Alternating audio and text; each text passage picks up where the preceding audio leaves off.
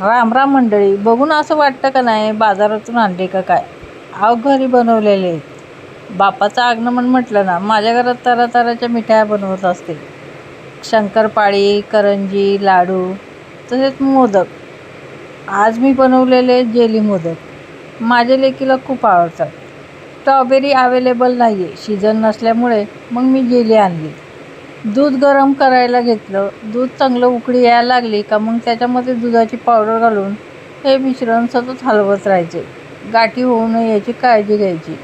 जरा घट्ट व्हायला लागलं ना, बघा असं मस्त असं घट्ट व्हायला लागलं की त्याच्यामध्ये खवलेलं खोबरं घालूया. आता बघा किती मस्त असं घट्ट झालं आहे, एकही गाठ झालेली नाही. आता त्याच्यात घातलं आहे मी खवलेलं खोबरं.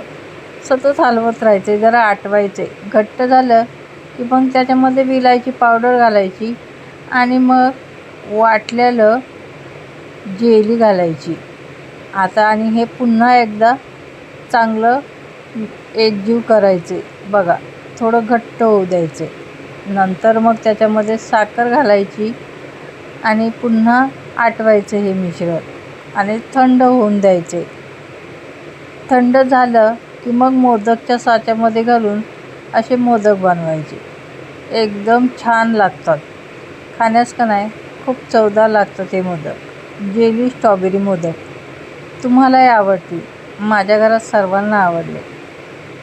तुम्ही ट्राय करा, लाईक करा, शेअर करा, सबस्क्राईब